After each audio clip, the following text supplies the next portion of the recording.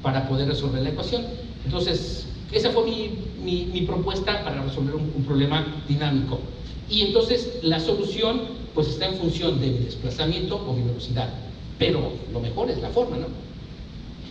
Si yo tengo un sistemita que no está sometido a ninguna excitación, pero sí le aplico un desplazamiento inicial y lo suelto, voy a tener este comportamiento. En donde aquí lo interesante son las propiedades dinámicas, como decía. De aquí yo obtengo, para mí, la propiedad más importante de la dinámica estructural, que es el periodo. ¿Y el periodo qué es? Pues no es más que la repetición de un desplazamiento, exactamente, es la repetición de ese desplazamiento. Y el tiempo que tarda en repetirse, pues es lo que nos dice el periodo de la estructura. Y de aquí, acuérdense que dinámicamente, todas las construcciones tienen un periodo fundamental, que es este precisamente. Y ese periodo fundamental nos va a permitir ya clasificar a las construcciones. Si yo tengo una estructura con periodo corto, para mí es una estructura rígida. ¿Para qué me sirve? Porque eso me va a permitir saber en dónde voy a estar colocado en un espectro de diseño.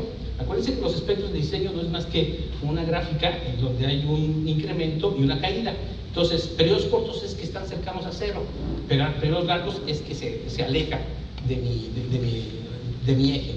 Entonces, una estructura con periodo corto, como dije, es una estructura rígida o frecuencia alta. La frecuencia es el inverso del periodo. Y una estructura con periodo flexible, pues es un periodo largo o frecuencia baja. La verdad es que mucha gente tiene la duda si es conveniente alejarlo o no alejar una estructura de los valores máximos de un espectro. En realidad, mientras se diseñe correctamente, pues no creo que tenga no se tiene la necesidad de moverlo hacia ningún lado. Lo que es cierto es que para estructuras muy altas siempre van a ser estructuras con periodo muy largo, eso es inevitable. Pero de alguna manera, sísmicamente, pues no tiene mayor efecto.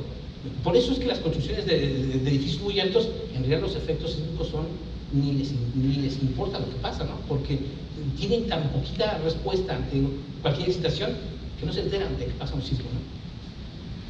A lo mejor por esa razón, nuestra famosa torre latinoamericana no tiene ningún problema, pues una estructura muy alta, un periodo de 4 o 5 segundos, en donde si uno revisa el espectro de la Ciudad de México, pues a los 4 o 5 segundos, pues las aceleraciones son muy pequeñas, ¿sí? Y por mucho que le pongamos, pues la verdad es que va a tener poco efecto. Bueno, entonces, ya con esto, algo interesante es que evidentemente ninguna estructura no libera energía, todas las estructuras liberan energía, simplemente por la degradación o convertir la energía cinética en energía mecánica. Entonces, ahí entra un término adicional que es precisamente una velocidad tenemos un término adicional que va a ser el amortiguamiento, en donde también lo voy a poner como si fuera una fuerza, ¿sí? Y que va a depender de las propiedades de los materiales. Entonces, una vez hecho esto, pues de una manera muy rápida, el amortiguamiento es la conversión de la energía mecánica de una estructura en energía térmica. La cantidad de energía disipada es una medida del nivel de amortiguamiento estructural. El amortiguamiento es muy importante en los sismos, dado que disipa la energía de un sismo, lo que ayudará a reducir el daño a la estructura. Y ya lo he comentado varias veces también, algo importante es empezar con el uso de aislamiento o disipación de energía.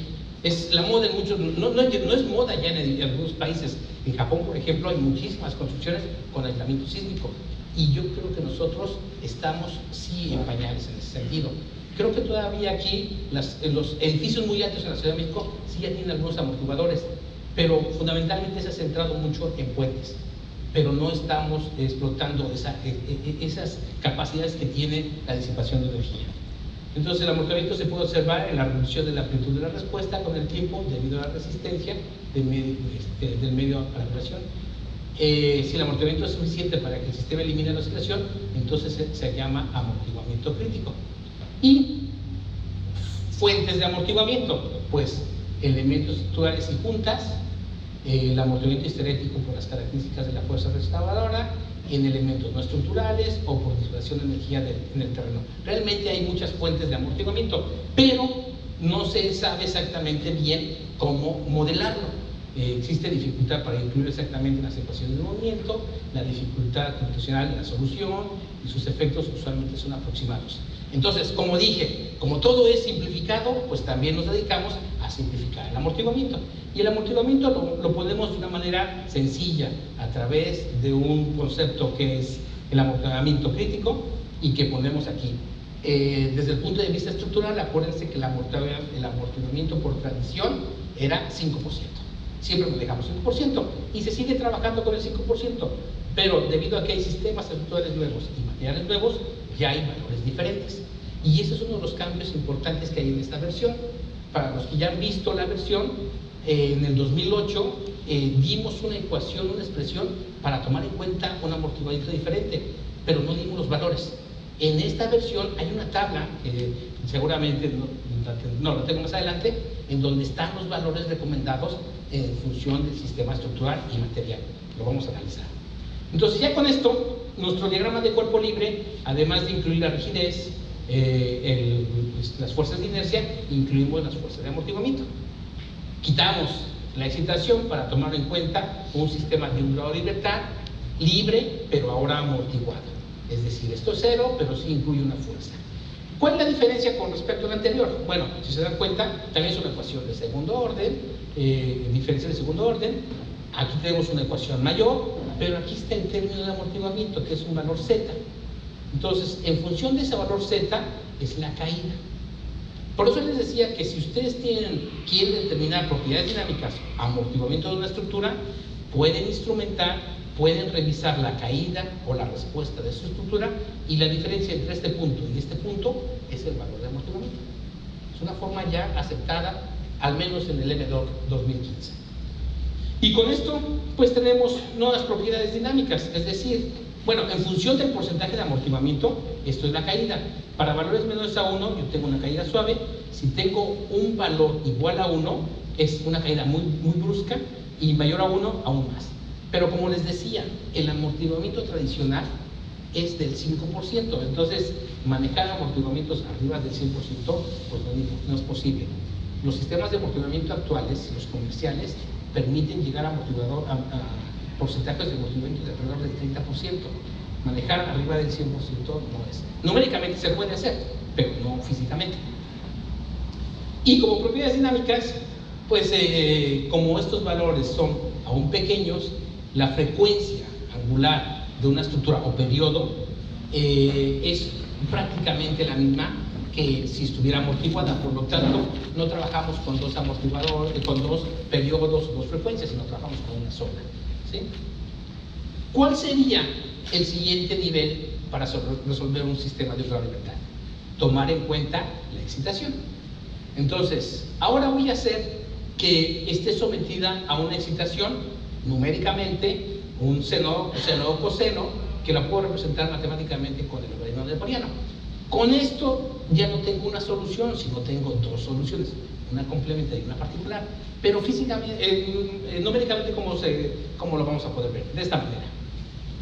Cuando yo resuelvo mi ecuación de un sistema de grado de libertad, amortiguado, excitado, tengo este comportamiento en donde voy a tener un comportamiento prácticamente igual cuando exista excitación. Y en el momento en que esta excitación desaparece, empieza la caída. Entonces, se dan cuenta, matemáticamente podemos resolver cualquier sistema de un grado de libertad. Entonces, ya con esto, vamos a revisar rápidamente este término, que ese término es muy importante porque es una amplificación estática, es un factor de amplificación estática, en donde en la parte de abajo hay una R, que es una relación de frecuencias o periodos. Y aquí es donde, si yo tengo mi frecuencia de la excitación y mi frecuencia de mi sistema estructural, si se dan cuenta, si estos dos valores llegan a ser 1, todo esto es 0. Si estos dos valores llegan a ser iguales, todo está en función del porcentaje de amortiguamiento. Y entre menor es el amortiguamiento, mayor es la amplificación. Entonces, gráficamente se ve así. Si se dan cuenta, conforme uno se acerca a la relación 1 y menores porcentajes de amortiguamiento, la amplificación es muy alta. Por eso la necesidad de darle mayor amortiguamiento.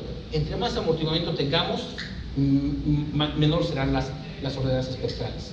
Si no tenemos esa posibilidad de dar porcentaje de amortiguamiento, van a ser castigados. ¿Sí? Así es como se ve. Y de aquí entra el concepto de resonancia y demás cosas. Si yo coincido mi sistema el periodo del sistema con el sistema de la estructura o de la excitación, pues voy a tener el problema de resonancia. Bueno, un tema más, pero aquí lo importante. ¿En qué momento entra el sismo? Bueno, tengo mi estructura y una excitación. Primer paso, mi sistemita de un grado de libertad, ya con los conceptos que comentamos, ¿no? Simplificado. Y después viene algo interesante. Cuando entra la excitación es un movimiento en el terreno, es decir, que ésta se mueve, se mueve inicialmente toda la estructura y después se mueve relativamente la estructura. Es que se venía muy bien. Entonces se mueve la estructura y después hay un movimiento de la estructura.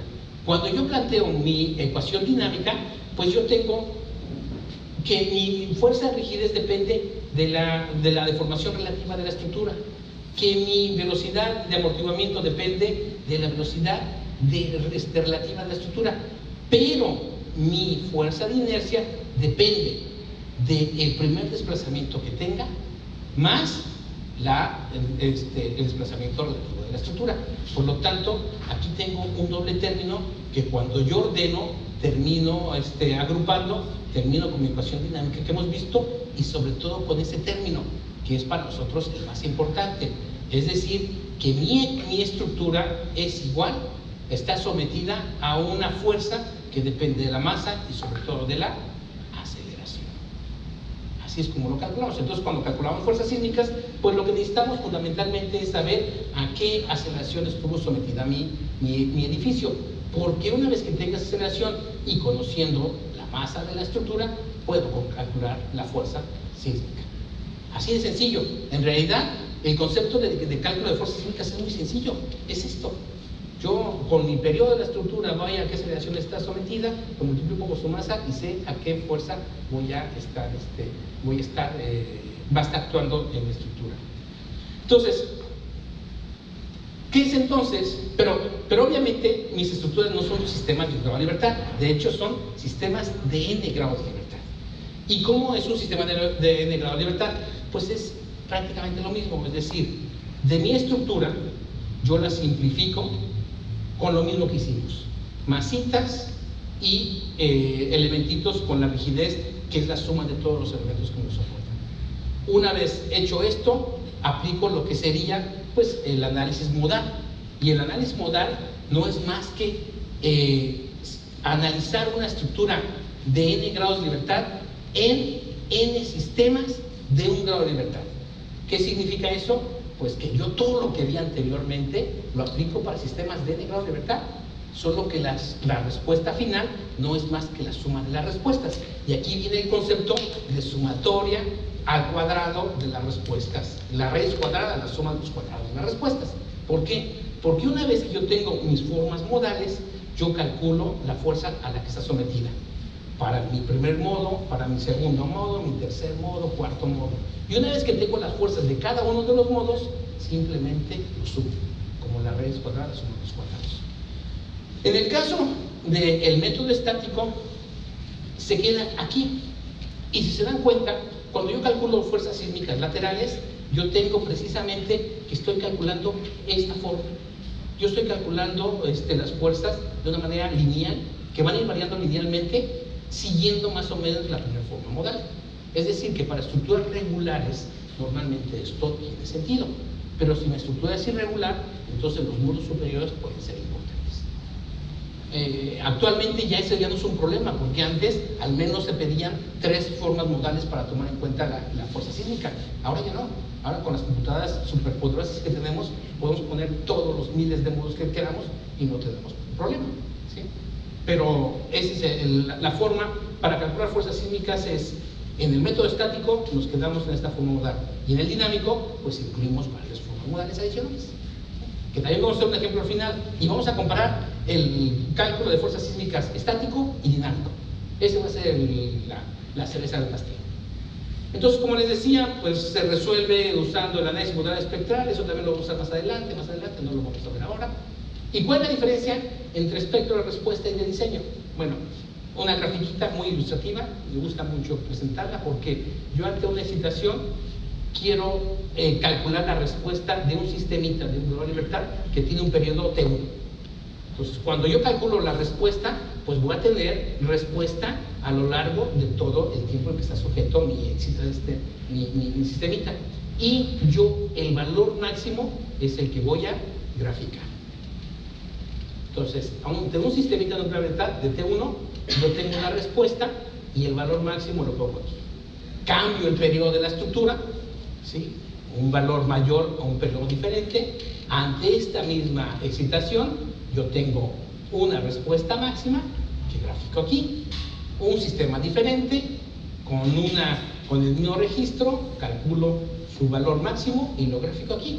Es decir, que si yo hubiera empezado con un periodo 0, continúo hasta periodo el que quiera, yo puedo tener los valores máximos de cada uno de sus valores. Y esto es lo que le llamamos espectro de respuesta. Es lo que siempre vamos a obtener como espectro de respuesta. Entonces, ¿para qué me sirve esto?